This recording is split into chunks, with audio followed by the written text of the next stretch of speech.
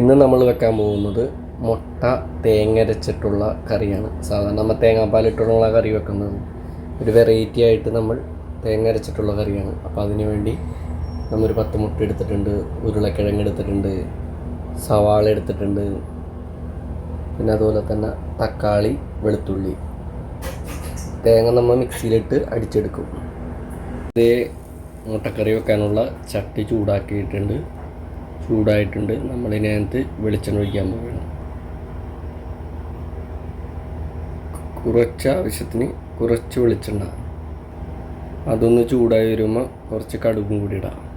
നമ്മുടെ പാൻ ചൂടായിട്ടുണ്ട്, അപ്പോൾ അതിൻ്റെ കൂടെ തന്നെ കുറച്ച് കടുകും കൂടി നമ്മൾ ഇടണം. പിന്നെ അത് പൊട്ടി വന്നു കഴിഞ്ഞിട്ട് നമ്മളതിൻ്റെ കൂടെ സവാള ഇടുന്നതാണ്. നമ്മുടെ കടുക് പൊട്ടി വന്നിട്ടുണ്ട്, അതിൻ്റെ കൂടെ വെളുത്തുള്ളി ഇടണം. നമ്മുടെ വെളുത്തുള്ളി ഏകദേശം കളർ മാറി വന്നിട്ടുണ്ട്, അതിൻ്റെ കൂടെ തന്നെ നമ്മൾ സവാളയും കൂടി ഇടണം. സവാളയും കൂടി ഒന്ന് ആഡ് ചെയ്ത് കൊടുത്ത് നമ്മൾ ശരിക്കൊന്ന് മൊരിഞ്ഞ് വരണം. അതിൻ്റെ പച്ചമണം മാറി നമ്മൾ കളർ ചേഞ്ചായി വരുമ്പോൾ നമുക്ക് തക്കാളിയും കൂടി ആഡ് ചെയ്ത് കൊടുക്കാം. അപ്പം നമ്മളൊന്ന് മൂടി വെച്ച് വേവിച്ച് കഴിഞ്ഞാൽ പെട്ടെന്നാവും, അതിനാണ് മൂടി വെക്കുന്നത്. ഇതേ നമ്മുടെ സവാളയുടെ കളറൊക്കെ മാറിയിട്ടുണ്ട്. അപ്പോൾ അതിൻ്റെ കൂടെ നമ്മൾ തക്കാളിയും കൂടി ആഡ് ചെയ്ത് കൊടുക്കുകയാണ്. 2 തക്കാളി പിന്നെ അടുത്ത് വെന്ത് വരട്ടെ. മൂടി വെച്ച് കഴിക്കാൻ നല്ലത്, പെട്ടെന്ന് വെന്ത് വരും. നമ്മുടെ തക്കാളി റെഡി ആയിട്ടുണ്ട്. അപ്പോൾ നമ്മൾ കുറഞ്ഞ ഫ്ലെയിമിലിട്ടിട്ട് 1 ടീസ്പൂൺ മുളക് പൊടി ആഡ് ചെയ്ത് കൊടുക്കുകയാണ്. എരിവുള്ള മുളക് പൊടിയാണെങ്കിൽ 1 ടീസ്പൂൺ മതിയാവും. 1/4 ടീസ്പൂൺ മല്ലിപ്പൊടി, കൂടെ തന്നെ പൊടിക്ക് മഞ്ഞൾപ്പൊടി.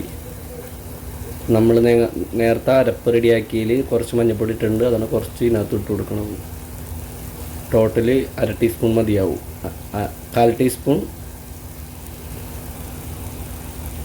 ടീസ്പൂൺ അരപ്പിലിട്ട് കൊടുത്തിട്ടുണ്ട്, 1/4 ടീസ്പൂൺ ഇപ്പോൾ നമ്മുടെ സവാളയിലിട്ട് കൊടുത്തിട്ടുണ്ട്.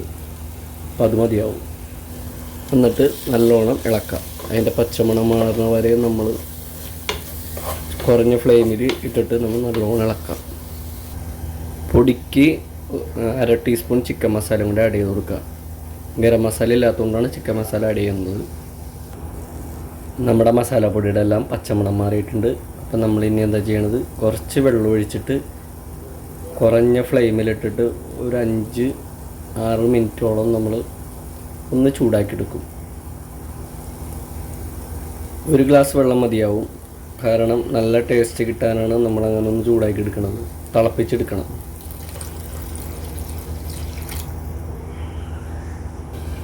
ആവശ്യത്തിന് നമ്മൾ ഉപ്പും കൂടെ ആഡ് ചെയ്ത് കൊടുക്കുക. എന്നിട്ടൊന്ന് അടച്ച് വെച്ചൊന്ന് തളവന്നവരം ശരിക്കൊന്ന് കുറഞ്ഞ ഫ്ലെയിമിലിട്ട് വേവിച്ച് കഴിഞ്ഞാൽ നല്ല ടേസ്റ്റ് ഉണ്ടാവും. നമുക്ക് കറിക്ക് നല്ല രുചിയായിരിക്കും. നമ്മളൊന്ന് മൂടി വെക്കണത്. മസാല എല്ലാം റെഡിയായി വന്നിട്ടുണ്ട്. തളയൊക്കെ വന്നു കുറഞ്ഞ ഫ്ലെയിമിലിട്ടിട്ട് വെച്ചിട്ട് നല്ല റെഡി ആയിട്ടുണ്ട്. നല്ല സ്മെല്ലൊക്കെ വരുന്നുണ്ട്. നമ്മൾ തയ്യാറാക്കി വെച്ചേക്കണ അരപ്പും കൂടി ആഡ് ചെയ്ത് കൊടുക്കാം.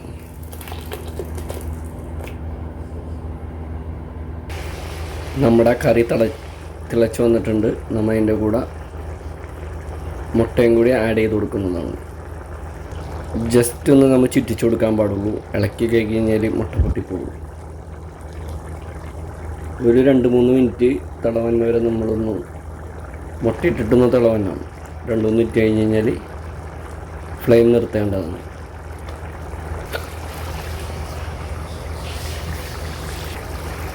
ഇതേ നമ്മുടെ മുട്ടക്കറി എല്ലാം റെഡിയായി. ഉപ്പെല്ലാം പാകത്തിന് പിടിച്ച് നമ്മൾ ഫ്ലെയിം ഓഫ് ചെയ്യാൻ പോവുകയാണ്. സ്വാദിഷ്ടമായ നമ്മുടെ മുട്ടക്കറി റെഡി. എല്ലാവരും എൻ്റെ ഒരു ചെറിയ വീഡിയോ കണ്ട് സപ്പോർട്ടും സബ്സ്ക്രൈബും ബെൽ ബട്ടണും അമർത്തേണ്ടതാണ്. നിങ്ങൾ എന്നെ സപ്പോർട്ട് ചെയ്യുന്നതാണ് എൻ്റെ ഒരു വിജയം. അടുത്ത വീഡിയോയുമായി നമ്മൾ പിന്നെ വരുന്നതാണ്. ബൈ.